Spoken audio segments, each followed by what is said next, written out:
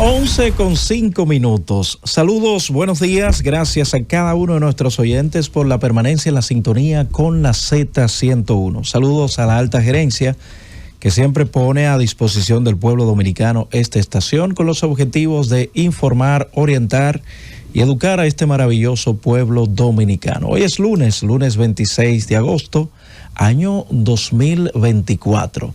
La receta médica de la Z en los lunes urológicos. Buenos días al doctor Wellington Ledesma. Muy buenos días, Roberto. Un saludo a toda la fanaticada y muchísimas gracias al Dios de lo alto por la oportunidad que nos da de estar detrás de este micrófono y deseándole una semana feliz y productiva para todo el mundo. Así es. Tenemos a una interesante invitada para el día de hoy en los lunes urológicos. Así es, una amiga. Fíjate, Roberto, el profesor, el doctor Pablo Mateo, surgió algo y deberá integrarse con nosotros en los próximos minutos, si Dios lo permite. Él siempre tiene unos tips sí, y unas ya cosas. Acostumbró a la audiencia con los tips. Claro. Entonces quizá podemos nosotros hacer algo similar, pero un poquito diferente. Me gusta el tópico de romper mitos y quizás podríamos nosotros hacer un comentario alrededor de las sonografías. Es increíble la cantidad de estudios sonográficos abdominales que dicen que hay cálculos renales. La mayoría de la gente se hace una sonografía y muchas de las sonografías dicen que hay cálculos renales. Inmediatamente a la gente le da un dolor y acuden muchas veces a nuestra consulta entendiendo que tienen cálculos, y lo que me gustaría demitificar en este momento es que hay un margen de error y es operador dependiente de un 50% según estudios de la sonografía que dicen que hay cálculo. Es decir, de 100 sonografías que dicen que hay cálculo, la mitad podría estar errada. ¿Y a qué se debe esto, doctor? Fíjate, número uno, la sonografía es un estudio a través de ondas que de manera indirecta puede evaluar órganos internos, y uno de ellos son los riñones. Pueden haber múltiples interferencias, pero además, como decía, es operador dependiente. Y la realidad es que este tipo de estudio busca que si aparece algo, el paciente vaya donde el facultativo a determinar si existe o no el problema para entonces comenzar a tratarlo. Pero es importante este dato de que la mitad de ellas podrían estar falsa positiva en términos de cálculos renales, porque es muy frecuente, como vemos nosotros, pacientes de manera errónea creyendo que tiene una condición que no la tiene, y la mente es muy poderosa. Excelente. Bueno, vamos a aprovechar y presentar entonces a nuestra invitada del día con el tema que nos trae para hoy. Sí, tenemos una gran amiga, compañera de año, porque nos graduamos el mismo año, aunque de diferentes escuelas. Sí, doctora, yo sé que usted tiene unos añitos en la urología. Tenemos a la doctora Rosa Gil y ella nos estará informando, orientando, enseñando acerca de un estudio importantísimo, el estudio urodinámico y la flujometría. Esos pacientes que tienen trastornos de almacenamiento o de vaciado, esos pacientes que tienen problemas prostáticos, esos pacientes que tienen estrechez uretral, esos pacientes que se levantan muchas veces en la noche, muchas veces uno tiene la sospecha de lo que es. Para confirmar, hay que hacer un estudio que aprenderemos muchísimo en el día de hoy, y ese es el estudio urodinámico y la flujometría. Muy buenos días, doctora Rosa. Buen día, gracias. Buenos días. Por la invitación. A mí me encanta todo lo que es... Eres un poquitito aquí. Ok, adelante. Todo lo que es la educación a la población general.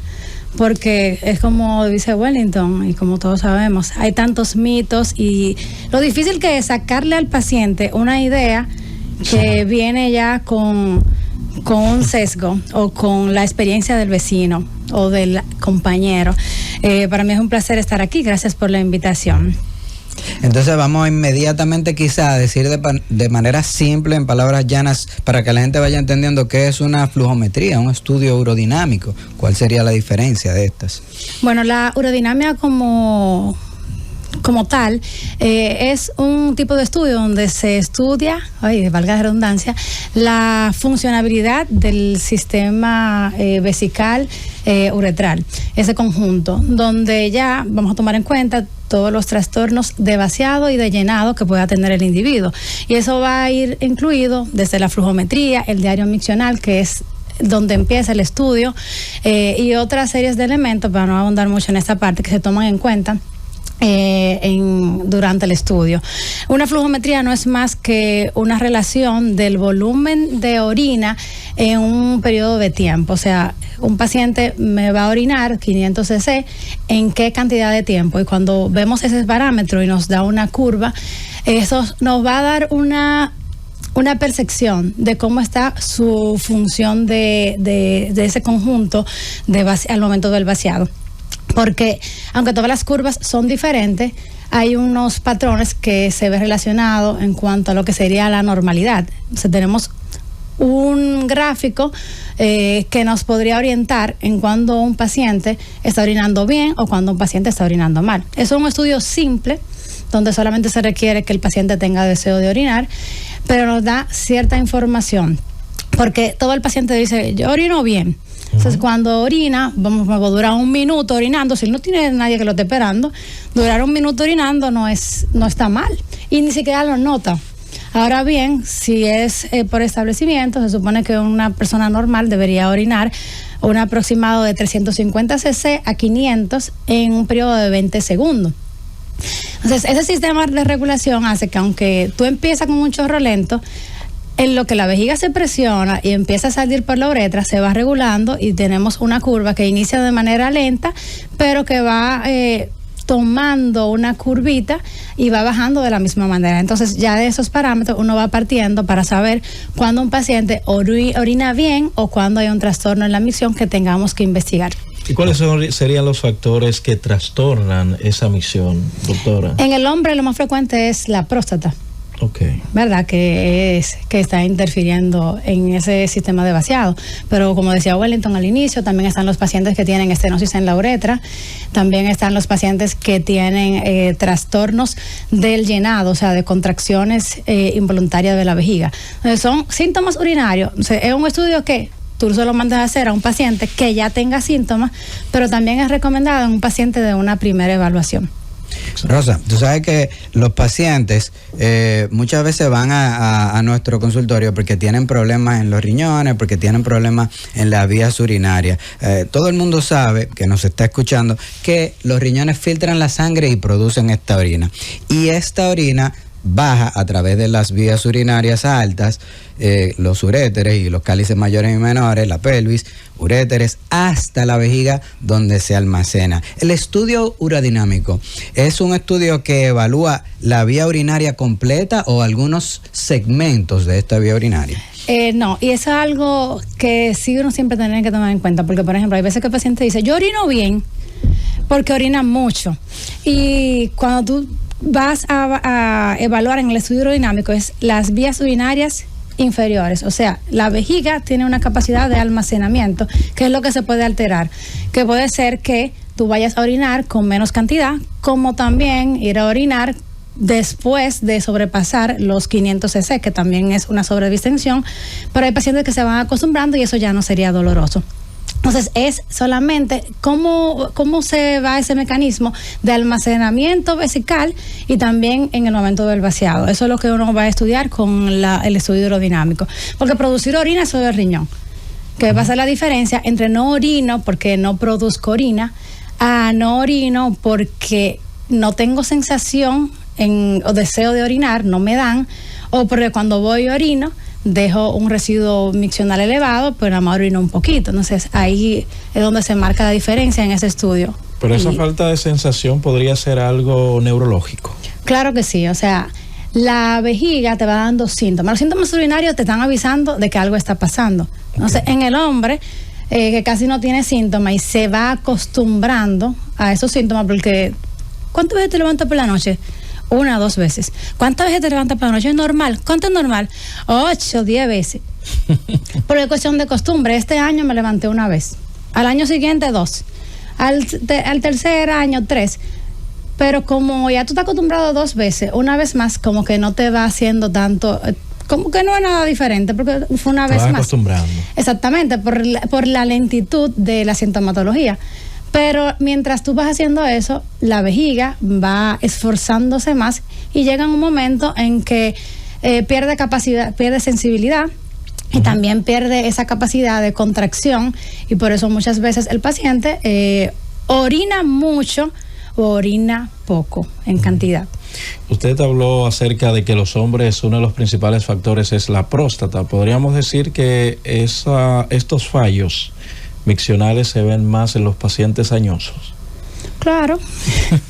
Sí, porque por ejemplo, en los jóvenes tú tienes más estenosis de uretra por trauma, por diferentes, ya casi no hay por infecciones, ¿verdad? Eso no se usa. Muy raro. Eso ya casi no se ve. Se ven, pero antes tú tenías muchas estenosis en la uretra por enfermedades de transmisión sexual.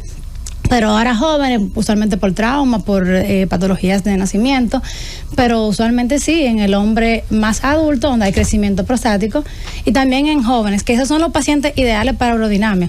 El paciente que es joven, pero tiene una próstata pequeña, que tú dices, pero ¿por qué me orina mal? Si la próstata está chiquita. O sea, ese es un paciente que hay que investigar. A veces no tiene problemas en la uretra, pero sí un lóbulo medio un poco más elevado que te hace como una forma de represa y no permite que al momento del vaciado esa orina salga bien. O sea, es el paciente que es ideal para un estudio urodinamico, porque el estudio urodinamico va un poquito más allá, es ver, tú vas a reproducir la forma en que el paciente almacena la orina y en cómo la vacía. O sea, todo eso tú lo vas a hacer registrándolo en una computadora. O sea, el paciente está conectado con catéteres que se le colocan al paciente en la vía urinaria y también en el recto. Eso lo dejamos de sorpresa. Sí. Porque si se le explica no va. Yo le mando un consentimiento informado, pero ¿sabes? Como uno no lo lee, después de que eso no me lo dijeron, no le mandaron un consentimiento. Sí, pero obviamente no lo leen. Entonces, para medir las presiones. Y entonces nos vamos viendo durante la dinámica, pero es un estudio dinámico. ¿Cómo va sintiendo al momento de llenar la vejiga? Se supone que uno tiene ciertas sensibilidades que van dependiendo el volumen que tú vas almacenando. Entonces, eso te va diciendo cómo está esa capacidad de ese paciente y cómo se manejan las presiones, si eso compromete las vías urinarias, etcétera. Pero mayormente estos pacientes ¿qué van buscando? Porque usted dice que cursa asintomático, o sea, que la gente como que se va acostumbrando. No. No es lo que busca el paciente, es lo que buscamos nosotros los urólogos. Porque tú puedes ir muy bien por chequeo de rutina. Exacto. En mi chequeo de rutina, una flujometría. Ahora, en la flujometría me da un parámetro que yo tengo que investigar, porque es una bestialeta, porque tu orina así se debería orinar de tal manera. Entonces ya uno empieza a investigar. Ese es el paciente que llegó diciendo que no sentía nada. Pero los demás pacientes que sí ya vienen con una sintomatología más florida, bueno, nosotros lo que vamos a ver por qué es la sintomatología. Okay. Y Rosa, tú sabes que nosotros hemos mencionado desde el inicio que asociamos estos trastornos miccionales a los problemas prostáticos o de estenosis, dos condiciones que no son tan frecuentes en términos de estenosis en la mujer y en términos de próstata, imposible, a menos que sea una mujer moderna, digamos, ¿verdad? Pero no, la mujer no tiene próstata, pero sí tiene trastornos miccionales. ¿A las mujeres se les puede hacer el estudio aerodinámico? Bueno, de hecho, a las mujeres es que más se les hace. No tanto por obstrucción, gracias a Dios, pero también pueden tener estenosis en la uretra, ¿verdad? A veces las carúnculas en las pacientes que ya van entrando en la menopausia. Eso es como un tipo de, digamos que de verruguita que le sale en el meato urinario, en la uretra, y se comporta de manera obstructiva, aunque es como algo blando que no se percibe como una gran cosa, pero da muchos síntomas repetitivos, infecciones, y cuando tú la revisas, el problema viene por la carúncula. También la hiperactividad de la vejiga, que la incontinencia, que es más frecuente en las mujeres. Todo eso amerita un estudio aerodinámico para saber cuál es la causa per se que le está provocando eso y cuál es su capacidad vesical. Excelente. Existe un estudio preliminar, y es importante que nosotros digamos, antes de estudiar fisiológicamente la vejiga, la vía y la uretra, la vejiga y la uretra, la vía urinaria inferior, que es la cistoscopia. ¿Por qué es importante hacer un estudio anatómico, digamos, antes de hacer el estudio urodinámico? Bueno, a veces si tú le haces un estudio de cistoscopia al paciente, tú ves el lóbulo medio ya que le está causando obstrucción y digamos que tú a eso le achacas la sintomatología. Entonces, quizás te evitas el hacer la urodinamia. Pero siempre son estudios que hay que valorarlo. Por ejemplo, a mí, en los pacientes que sabemos que son prostáticos y que vamos a operar de la próstata, yo creo que el estudio urodinámico nos da mucha información de cuál va a ser el comportamiento a seguir. Tú tienes un paciente con una sintomatología por hiperplasia prostática. Me orina mucho, se le sale la pipí, tiene que ir con urgencia, luego tú lo operas y el paciente sigue igual, con buen chorro, pero con los mismos síntomas de urgencia, yéndose mucho a levantar. Entonces, un paciente que luego como que, entonces, ¿para qué me opere? Entonces, a esos pacientes, si tú haces un estudio urodinámico, tú te das cuenta que sí, tiene hiperactividad por la obstrucción, pero son dos patologías que se tratan de manera diferente. Entonces, ¿cómo va a mejorar ese paciente? Claro, cuando tú lo desobstruyas, pero luego hay que primero concientizar al paciente de los cambios que tiene que hacer en cuanto a la alimentación y de que meses después todavía va a tener que utilizar medicamentos para ese tipo de patología, para la hiperactividad del detrusor, porque no se va a mejorar, al contrario, se le exacerba después, porque esa vejiga está descontrolada y cuando tú lo desobstruyes, entonces queda como loca, como ¿y ahora qué hago? Más flujo, pero con la misma hiperactividad. Vamos a ir a una pausa, pero voy a dejar una pregunta al aire, doctora. Usted habló de las noches, ¿verdad?